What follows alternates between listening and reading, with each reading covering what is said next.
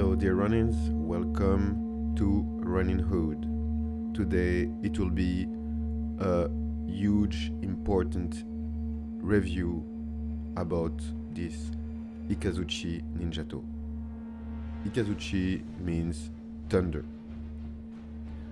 So it's a huge review because this sword asks more questions than ever before.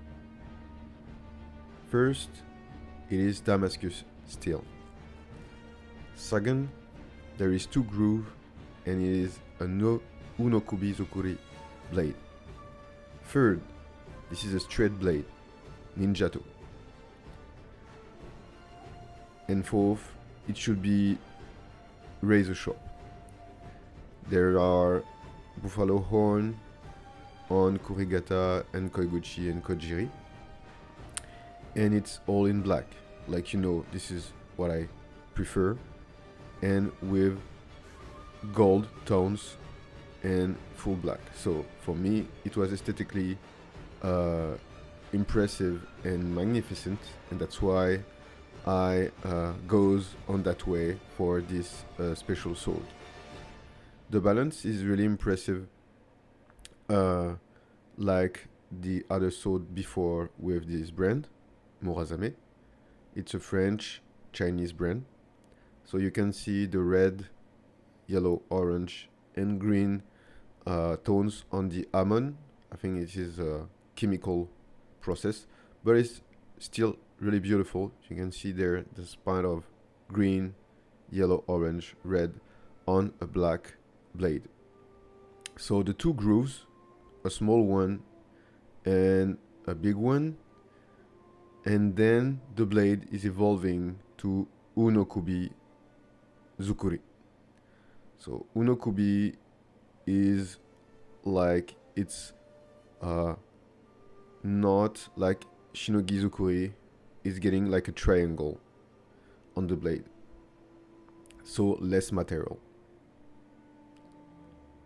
Now the measurements.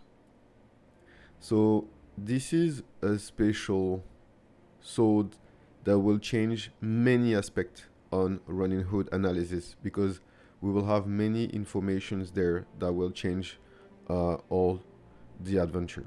So it's a 915 grams without saya. Like I said, double groove, unokubi zukuri, so it's starting shinogi zukuri, then shobu zukuri, and it ends with ira zukuri. So 3 different shapes to make unokubi zukuri. It's a bit complex to understand, so I let you see the different geometry form. Then you have 3 different type of mune. Yorimune ikue. Then on the unokubi zukuri part you have a marumune. It's a round, and then it's iramune. So iramune is flat. So triangle, then round, then flat. The point of balance is 6.9 centimeters from the tsuba. So we can say that most of the part of the blade is really stuck in the tsuka. It's really obvious. And it's a shorter blade because it's 57.2 centimeters. So it's shorter than usually when it's 70 centimeters. Ito is Chinese cotton without ishigami. You can see it. Samegawa is not premium rayskin because I don't see improper knots. They are not visible. Menuki,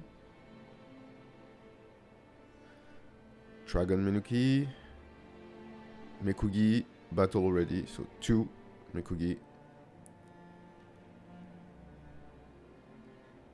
They are clean, safe. Fushi, black, sober, like I really like, in my personal taste. And the tsuba, I think it's a chrysanthemum tsuba, but I'm not sure. I let you check that little detail on your own. The abaki,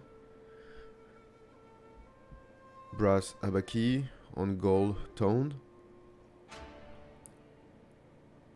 cleanly fixed on the blade. Motohaba 3.05, it's kind of really classic. Sakehaba 2.2 centimeters is really classic. Motokasane it's 8 millimeters. And Sakikasane it's 4.5 millimeters. But it is really difficult to understand the balance.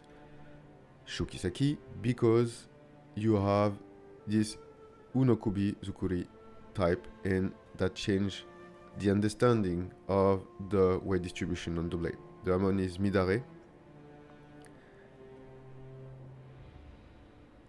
and the Nagasa is 57.2 centimeters. So ninjato is a straight blade, but I observe with detail that 0.5 centimeters offset forward between middle of tsuka line and the mune straight line of the blade, which accentuate the baseball bat effect, so opposite to the curved blade. Length of the tsuka 30.6 centimeters, tsuka shape eriko, tsuka wrap katatemaki, battle wrap, thickness 2.3 to 3.8 centimeters, width 3.3 to 3.8 centimeters. For me, edge was very sharp. Even it was sold as a razor sharp. Kurigata Shitodome. Buffalo horn. Very beautiful, but classic. Saya type, I found it as a ninden. I hope I'm correct.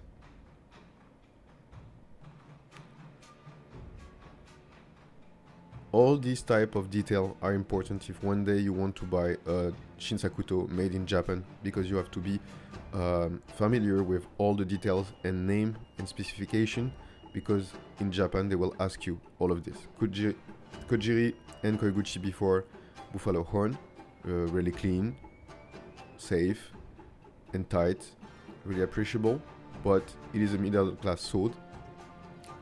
Chinese cotton, so not so amazing type of cotton, but it's okay. Shinonome katana cover, I think it's synthetical, but it's kind of beautiful. I appreciate it. So all the measurements are here. Unokubi Zukuri, 2 grooves, Nagasa 57.2 centimeters, weight 915 grams, and now paper bottle test and indoor practice. So Unokubi Zukuri, not working on empty bottle, but with this Boei sword, you already seen that sword. This is the C wave, it's cutting. So it's interesting to note that a shorter blade has less power, because less distance, so less speed and less power. But here, it's really important to understand that this is the straight blade that is the problem. Here, it's cut. Cleanly, really cleanly cut. Even it's just pieces, cardboard is excellent for precise cuts. Cardboard scotched together, fixed together. Here, it's not working. Here it's cleanly cut again. So what is the point of this analysis? The point is I want to compare Boei, Unokubi, and Nohi, the 3 most different type of blade geometry. And the fact is that the Unokubi and straight blade really doesn't work for cutting.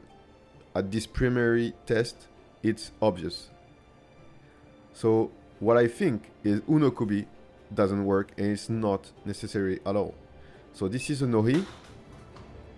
I think it was cut, but you can observe that it was more difficult with the Nohi than with the Bohi. It doesn't work with the Nohi. It doesn't work with the ninjato. And here it worked with the Boei. Empty bottle are really more difficult to cut with or without inertia. It has cut a little bit without inertia. It's easier with inertia, like this.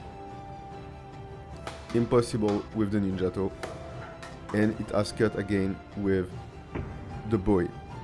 So we can observe that, like with bamboo, when you cut bamboo, it's better to have a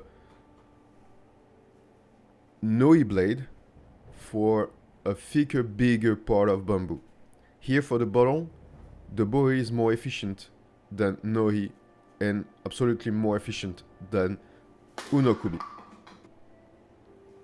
Here it just doesn't cut.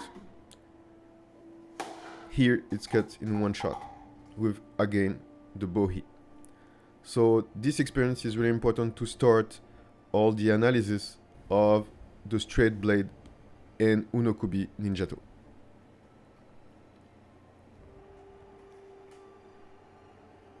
Here we are practicing with thick paper with the ninjato, and we see there is scratching more than is cutting. Even it has scratch cut the thick paper roll.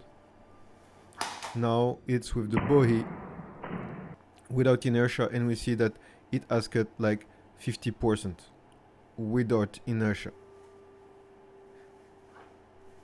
Second try without inertia with the bohi sword, almost fully cut. We can see it.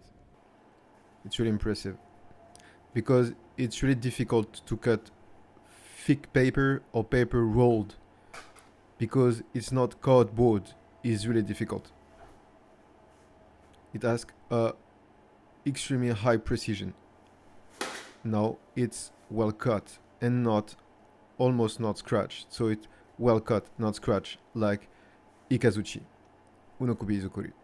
Here it's with nohi or okaze blade, and it didn't cut on the first shot. Not now. One more time. It's cut, but half scratch, half cut. So we got here 3 type of blade. Now with the cardboard with bohi without inertia, it's extremely good, sharp and clean cut, like with bamboo. I suggest for intermediate batto-do practitioner level, cardboard is the same feeling and the same result than with bamboo without taking the risk of destroying your blade. So I think it's cardboard is excellent for precise cuts. So with the IKAZUCHI, it's not the same result again than with thick paper or cardboard scotched together, fixed together before. It's a scratch and cut. Here it's more cleaner but less well cut, not as clean as with the bohi one. What we can see with the unokubi straight blade is heat, scratch and cut. With the nohi, it's cut and a little bit scratched, and with the bohi, it's just cleanly cut. Here the bohi without inertia with a small section. It's really impressive because the section is less than 20 centimeters. The trajectory is not a 30 degrees 45 because there is the plate. Now with bohi again on cardboard, like I said, it's an excellent exercise, excellent density material, almost the same feeling and same touch and same cut done with bamboo. It's really clean. Almost nothing is scratched on the fiber. It's really extremely clean, like a bamboo cut without inertia or a bamboo cut with inertia. Now with the second one, the nohi, it's clean but less clean. It's a bit scratched, but just a little bit. And now with the IKAZUCHI. And again, we can observe, like with 100% of certitude, that it's heat on the material. We can see there on the underpart, it's heat, then it's cut, then it's scratched. So always these three factors on the result on cardboard. I try my best to have the more precise cut. This one was nicer posture, nicer alignment, but even there, it's hitting a little bit and not slashing because of the straight blade. Then it's cutting half clean and the half part is scratch. That was the paper, the thick paper on the first test with roll thick paper like this, and of course the cardboard. Cutting bottles is not my favorite, but it reveals information that can be precious. I think it's more relevant to cut without water, first because water one day will be really precious, I think already on these days, but because it's not really relevant to cut bottle with water. Water will give you mass, but it's really thin. The plastic is really thin, so it's not relevant for improving your cuts as you can do with omote. I know that many persons prefer cutting plastic because it's less expensive and it's interesting as paper for improving your edge alignment. So now the paper test. We can see that it's really more difficult to cut with the ninjato. Even I experienced myself a lot to be able to do it. So I start with a stab move with my wrist and then a cut move with my wrist. So it's making I point with my wrist like if I was making tsuki with a sword, and then kesagiri with the wrist. So this double move with the wrist create the curve effect with a straight blade. This is how I can cut paper. If I don't do it, it's really difficult. Instead of this boy sword, the sea wave, where I have nothing to do with my wrist, is just cutting naturally because it's a curved blade. The same with the nohi, the okaze from Bushiden. You already know that blade because I made a review before with really great result. But this blade is a bit old now because I made the cutting test with hard cutting test with bamboo, and it's broken on the blade, on the center of the blade, but it's still cutting like you have seen on paper. So I think the results for the bottle test of that day were interesting, but because the sharpness of the okaze is not optimal, we can think that maybe the signification is because the sharpness is less important. But I think it's more because of the geometry of the blade, because when the plastic is lighter, a lighter sword that will go faster will be more efficient. That's why I think for plastic, the bowie was the winner. Now for practicing with the ninjato. The ninjato is really interesting if we think that this sword, if it was not a fantasist invention, like I think, and I will tell you more about that later, if we think that the ninjato already exists in feudal times, even the NBT HK has no proof and no historical ninjato recorded. If we think that sword has already exist, the straight, no curved blade would be had as an explanation the fact that it is for stabbing only, for assassination in feudal times by agent shinobi that were samurai.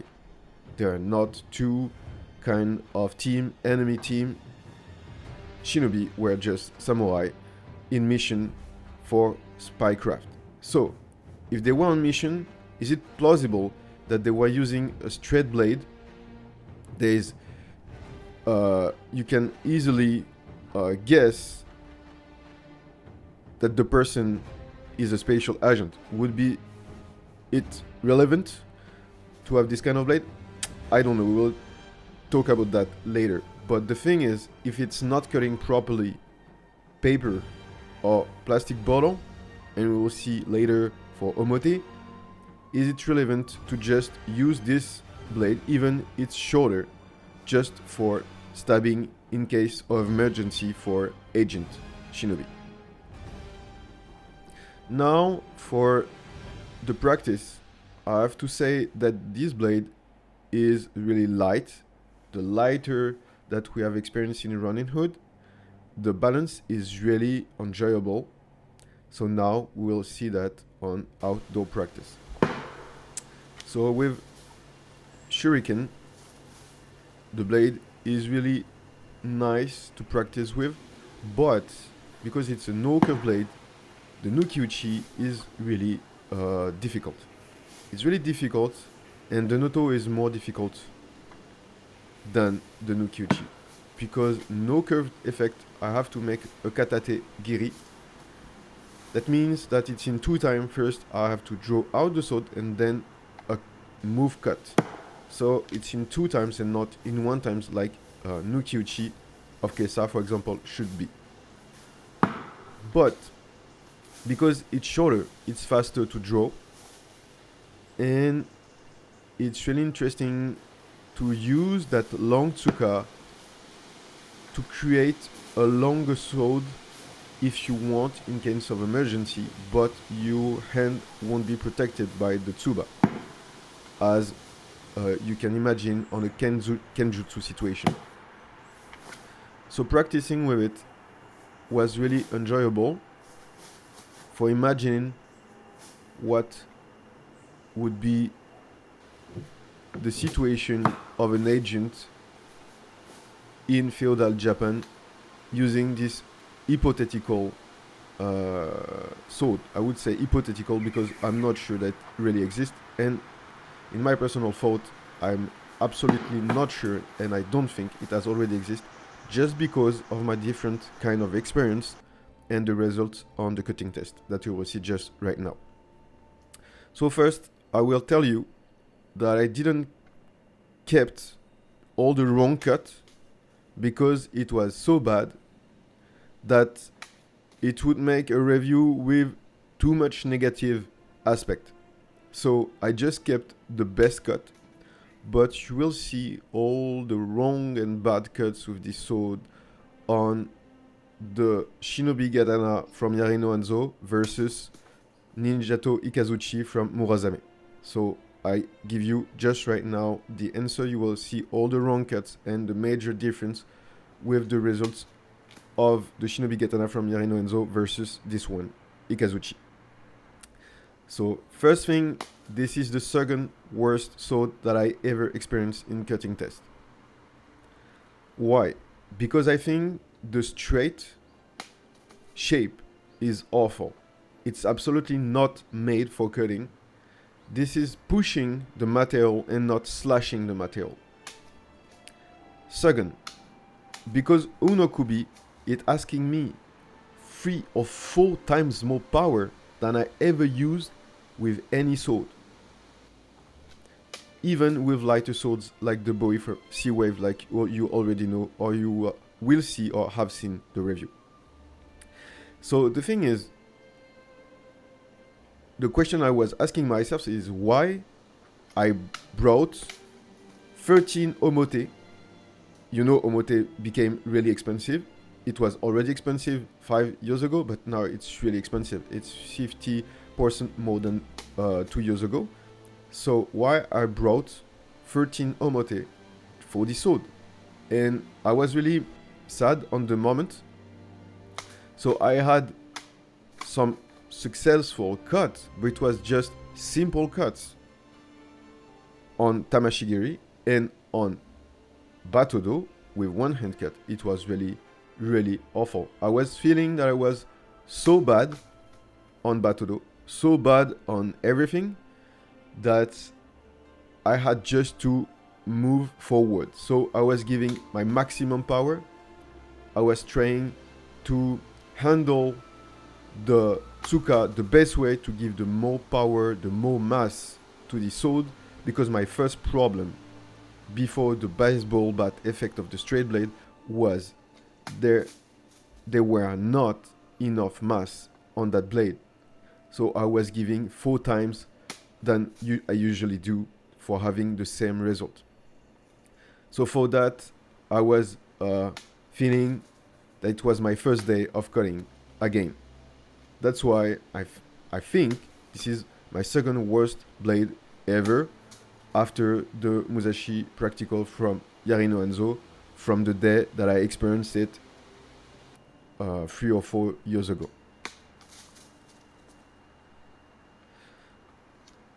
So I was trying to have the best posture that I can give, that I can have, and I just had this Mizugeeshi correctly with the sword, but I think it was fantastic because with that sword everything was like 4 or 5 times more complicated. I had this clean Nokiuchi. So what is really interesting to note from that experience? What is really interesting, like really interesting to note, is that even with the really good balance, a sword that doesn't have enough mass is useless. The second Mizugeeshi that was correct, I was really satisfying because the day was not so great. So mass is everything. You can see there that it's not cutting with this Niten Mizugeeshi. The first cut is not going through the material because with one hand I can't give enough power to this lighter blade because the blade is just lighter on the second and the third part. And you can see that just with this practical wakizashi from Yarino Enzo is just so simple. So just there you can see how it is impossible to cut with one head with this ninjato, and with a simple wakizashi I can. So now the big question that I had in my mind, did ninjato really exist? So I was searching on Bujikan, on Wikipedia, on different YouTubers, but I saw many affirmation that was not, for me, obviously true in the way of the experience that I just did with that sword. Because Unokubi Zukuri was not the entire problem. The big problem was the shape of the blade and the Unokubi Zukuri part. So I was digging to understand who were shinobi in historical times, and which information were just true and plausible for a practical situation in martial arts, and centering all that first seek on the problem of the straight blade, because this is the straight blade that make me dig a little bit. So the first big question of the purpose of this ninjato is stabbing and cutting. This is the basic of any sword. Western sword, Eastern sword, is always stabbing and cutting. So the second question, like you can see there on my first research and YouTubers that I was listening to understand more the historical context, and the review of Shogo, of course, the different manuals of Shinobi that we know. I'm familiar with the Shoninki that I read like 3-4 times, and different YouTubers that look serious. So the only reason for why the ninjato should exist or could have existed would be that it's just a weapon for stabbing. So I was just practicing just stabbing to understand if it's interesting to make a light cut in the throat or in the eyes, because the sword is not made for serious cuts, like on arms or chest, and can just be useful for stabbing, for shinobi agent. So I just practiced stabbing, we call that tsuki, with this straight blade. Of course, the stabbing was effective on omote, but with a curved blade, it's effective too. I already practiced this move with a curved blade, and it's working too. So I really don't understand why a spatial agent that is getting into a camp or a castle by climbing or infiltration in a social classes that is practical for that person, and will take special information for another Lord of War, and will have to bring back this precious information for winning the battle, making a fire camp in the castle, a fire dispersion in the castle, for example, like we see on, for example, the video games topic of Ghost of Tsushima. Why this person wouldn't have something that is able to cut for saving his life, for bringing a so important information? For me, it doesn't make sense. It just doesn't make sense. Of course, ninjato can make tsuki and stabbing, but a curved blade too. So why I should have something that make half part of the job if I'm a spatial agent in feudal historical situation? The second part is, okay, ninjato, for the fantasist explanation, is easier to use on a back wearing. Okay, why not? We'll talk about that later. Then I was like trying to cut something thinner, like the bottle, but it's just so difficult with thick plastic, but it is effective when you just put some thin plastic with water. So I was just not sure of it, and still questioning why after Second World War we were making fantasy about this straight blade and mystical ninja shinobi agent, a farmer, making guerrilla against samurai in the mountains. I was like, there is really a problem of practicity mind for this fantasist idea, because a straight blade can't cut. And the shonin key, for example, that I know a little bit, tells that shinobi were using wakizashi or katana. It's not mentioned that they were using ninjato.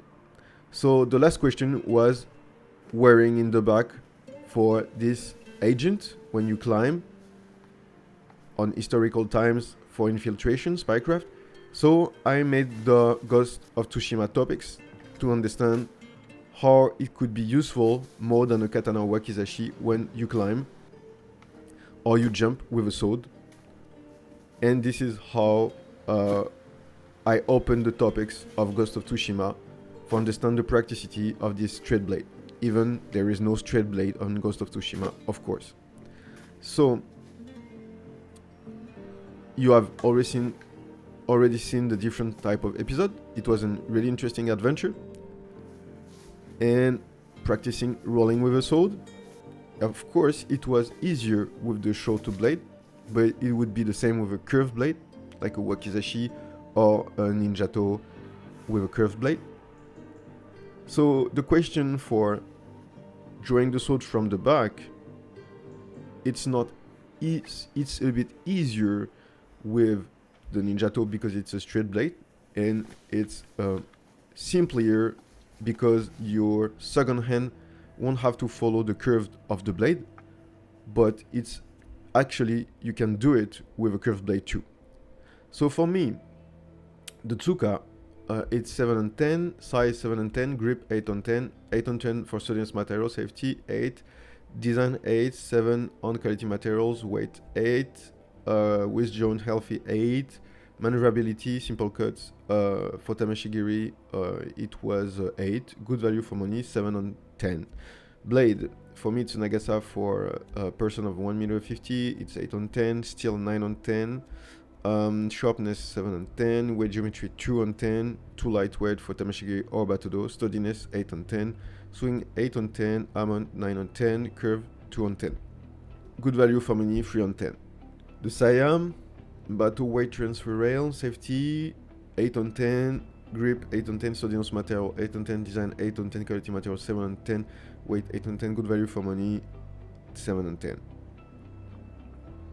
The saya was really nice, but you can't climb with this type of saya, and it's a shoulder saya, so the longer tsuka has no sense on this model, because the hypothesis about having a longer tsuka is for hiding a shoulder blade in a longer saya. So here it doesn't fit, and there is not a peaky saya, so you can't think about the climbing idea of fantasist person that I not agree with.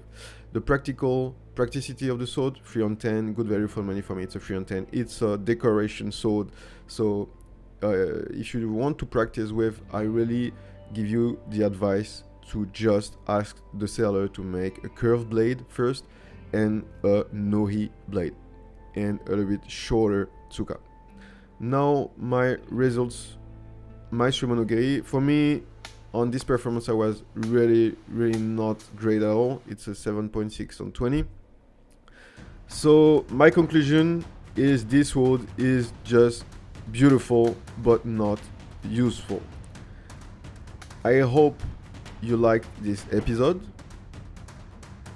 I hope you thought this was relevant. We will see soon another shinobi katana from Yarino Anzo. We will make the versus between both of them. I wish you to stay healthy, focused mind, and peaceful mind. See you soon on the next episode on Roninhood.